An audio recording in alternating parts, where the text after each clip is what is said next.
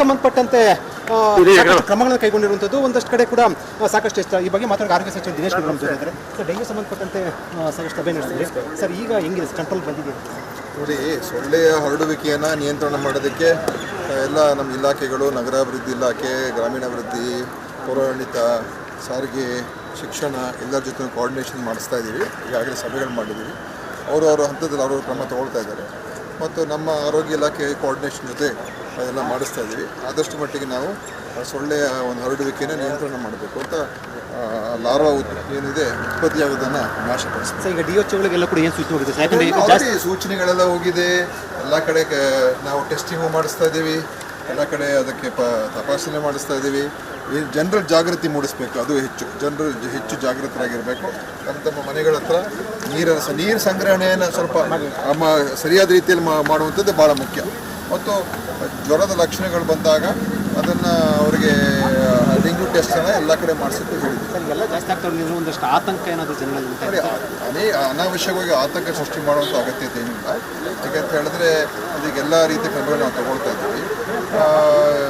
ಆದ್ದರಿಂದ ಇದನ್ನು ಇನ್ನೂ ಮುಂದಿನ ಈಗ ನಿನ್ನೆ ಒಂದು ತಾಂತ್ರಿಕ ಸಮಿತಿ ಸಭೆ ಆಗಿದೆ. ಮುಂದೆ ಏನು ಮಾಡಬೇಕು ಅಂತ ಸದ್ಯದಲ್ಲೇ ನಾವು ಇವತ್ತು ನಿಮಗೆ ತಿಳಿಸ್ತೀವಿ. ಏನೇ ಹೊಸ ಪ್ರೋಟೋಕಾಲ್, ಹೊಸ ಮಾರ್ಗಸೂಚಿ ಅಂತ ಸ್ವಲ್ಪ ಕೆಲವು ವಿಷಯಗಳನ್ನು ಹೊಸ ಮಾರ್ಗಸೂಚಿ ಅಂತ ಹೇಳಕ್ಕೆ ಹೋಗಲ್ಲ. ಯಾಕಂದರೆ ಇದೇನು ಆ ಥರದ ಏನು ವಿಷಯ ಅಲ್ಲ. ಆದರೆ ಏನು ಮಾಡಬೇಕು ಅಂತ ನಾವು ಇನ್ನು ಕೆಲವು ತೀರ್ಮಾನಗಳು ತಗೊಳ್ತೀವಿ. ಸರ್, BJP ಟ್ವೀಟ್ ಹೇಳ್ತಾವೆ, ಸ್ವಿಮ್ಮಿಂಗ್ ಪೂಲ್ ಈಜಾಡಿ ಸಂಬಂಧಪಟ್ಟ ಒಂದು ಟ್ವೀಟ್ ಮಾಡಿ ಏನು ಹೇಳ್ತಾರೆ? ಈಜುವಂಥದ್ದು ಅದು ಶೋಕಿ ಕೆಲಸ ಅಲ್ಲ. ಅದು ಯೋಗ ಮಾಡುವಂಥದ್ದು ಅದೇನು ಶೋಕಿ ಕೆಲಸ, ವಾಕ್ ಮಾಡೋದು ಶೋಕಿ ಮಾಡುವಂಥ ಕೆಲಸ.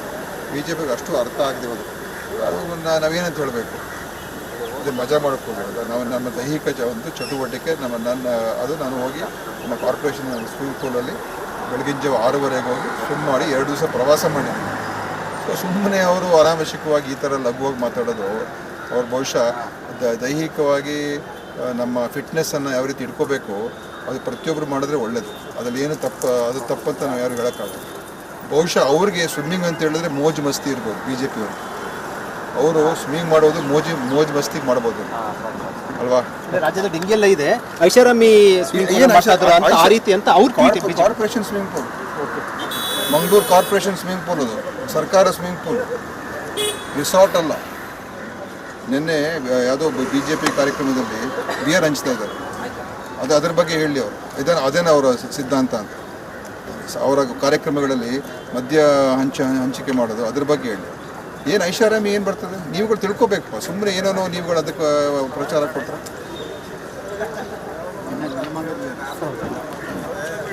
ಇದು ದಿನೇಶ್ ಗುಂಡೂರಾವ್ ಅವರ ಹೇಳಿಕೆ. ಅವ್ರು ಹೇಳ್ತಾ ಇರುವಂಥದ್ದು ಡೆಂಗ್ಯೂ ಸಂಬಂಧಪಟ್ಟಂತೆ ವಿಶೇಷ ಪ್ರೋಟೋಕಾಲ್ನ ರೆಡಿ ಮಾಡ್ತೀವಿ. ಮತ್ತು ಏನು ಈಜು ಸಂಬಂಧಪಟ್ಟಂತೆ ಅದು ಏನು ಕ್ರೀಡೆಯ ಒಂದು ಇದು ಇರುವಂಥದ್ದು. ಮತ್ತು ಜೊತೆಗೆ ಐಷಾರಾಮಿ ಅಲ್ಲ, BJPಗೆ ತಿರುಗೇಟನ್ನು ಕೊಟ್ಟಿರುವಂಥದ್ದು.